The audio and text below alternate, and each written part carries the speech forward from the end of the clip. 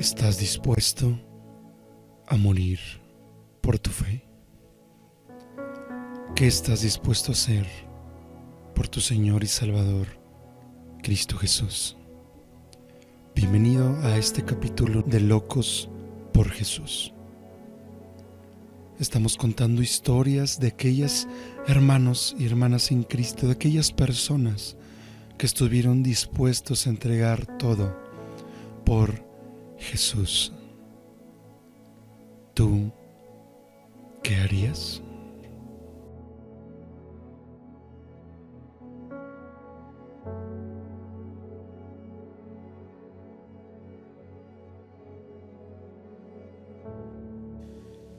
Las llamas del Evangelio. 10 hermanos y hermanas en Cristo fueron encarcelados, golpeados y atados. Estuvieron predicando mientras las lágrimas corrían por sus mejillas, haciendo que los transeúntes y vendedores ambulantes se detuvieran a escuchar atentamente. Aún los adivinos fueron movidos por el Espíritu Santo y comenzaron a llorar. Muchos de los que escuchaban la palabra se olvidaron de comer, trabajar y regresar a casa. Los hermanos y hermanas predicaron hasta el cansancio, pero la multitud no los dejaba ir.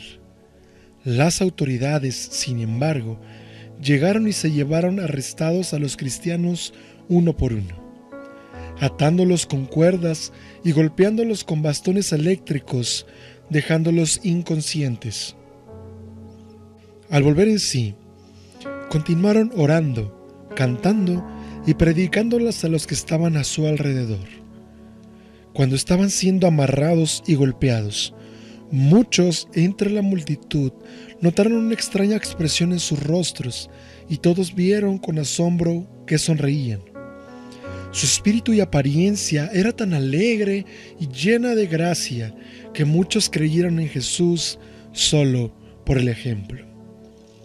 Cuando los hermanos y hermanas que vivían en aquellas zonas los vieron atados y forzados a estar arrodillados por más de 3 días sin comida y sin agua, siendo golpeados con palos hasta que sus rostros estaban cubiertos de sangre, sus manos negras por las sogas, pero aún orando, cantando y alabando al Señor.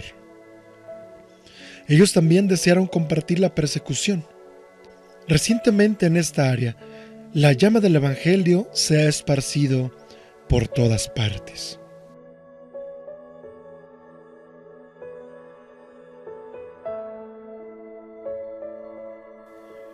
¿Dónde está tu amoroso Jesús? Pusieron por la fuerza mis manos debajo de mis rodillas y allí las amarraron. Entonces colocaron un pedazo de madera entre las sogas y me colgaron boca abajo. Llenaron mi boca con trapos sucios y casi me ahogo. Comenzaron a golpearme y me rompieron varios huesos. De mi cuerpo colgaban grandes pedazos de piel. Entonces me soltaron y me obligaron a correr con mis pies ensangrentados por un estrecho camino lleno de piedras puntiagudas. Luego me metieron en una celda donde había 62 personas. Solo había espacio para estar parado. ¿Parado sobre qué? Sobre pies ensangrentados y huesos rotos. La celda estaba completamente oscura y no había ventilación. No me preguntes cómo los prisioneros hacían sus necesidades personales. Tan solo había un hueco que servía como inodoro, pero no había manera de llegar a él. Todos tenían que permanecer de pie y apiñados los unos contra los otros, para que algunos tuviesen la oportunidad de dormir un poco acostados de un solo lado. Debido a la falta de espacio, no era posible girar el cuerpo mientras uno estaba durmiendo. Sus heridas sangraban, pero no había medicina.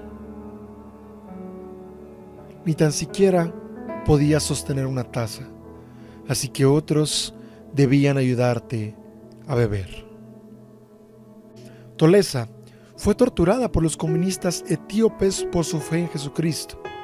Estuvo presa en aquella celda por más de 2 años, sufriendo un total de 10 años de prisión.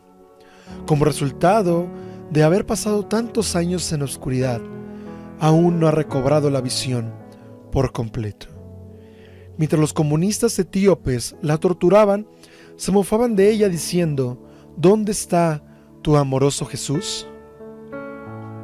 Pero ella solo sentía lástima por la ceguera de los que la torturaban. Ella sabía que su Señor siempre estaba con ella, vivo en su corazón. Jesús estaba ahí, en medio del desperdicio humano, en la humillación, en medio de la sangre y el hedor.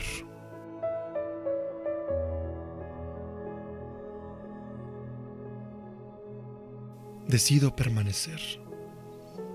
El evangelista Trung viajaba en su bicicleta por un camino de tierra en el norte de Vietnam.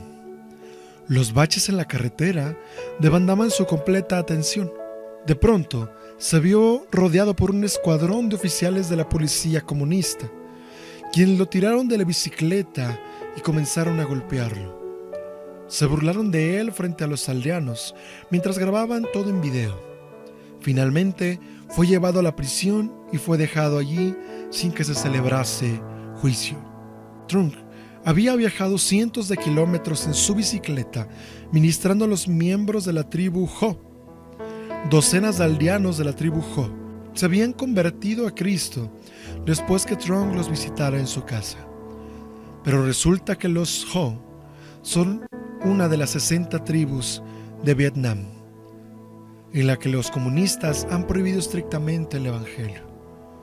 Un reciente número de creyentes se ha dedicado a la tarea de llevar las buenas nuevas del evangelio fuera del campamento, donde no hay iglesias oficiales establecidas.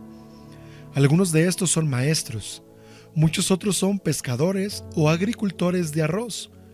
Todos son perseguidos por el gobierno comunista. Trung estuvo encarcelado 6 meses antes de ser llevado a juicio. Él vio esto como una oportunidad divina de predicarle a los perdidos. ¿Qué otra cosa podrían hacer los comunistas con él? Ya estaba en prisión. A través de sus esfuerzos, muchos han creído en Cristo en la prisión en la que se encuentra cerca de Quang Ngai. Mientras tanto, los cristianos alrededor del mundo se enteraron de la situación de Trung. Muchos oraron y escribieron cartas a su favor debido a la presión que se ejerció sobre las autoridades vietnamitas. A Trung le ofrecieron dejarlo en libertad sin tener que cumplir toda la sentencia. El único problema era que el evangelista no estaba listo para irse. Él sintió el llamamiento de Dios a permanecer en la prisión y discipular a su nuevo redil de creyentes. Trung rehusó salir de la cárcel antes de tiempo, prefiriendo cumplir su sentencia completa. Trung se sintió muy animado al enterarse de las muchas cartas que fueron escritas a su favor por los creyentes. Está seguro de haber sido llamado a ser evangelista en Vietnam, lo cual es un trabajo muy arriesgado. Las cartas y las oraciones le dieron la fuerza para continuar testificándoles a sus compañeros de prisión sobre el reino de Dios. No me importa mi propia vida.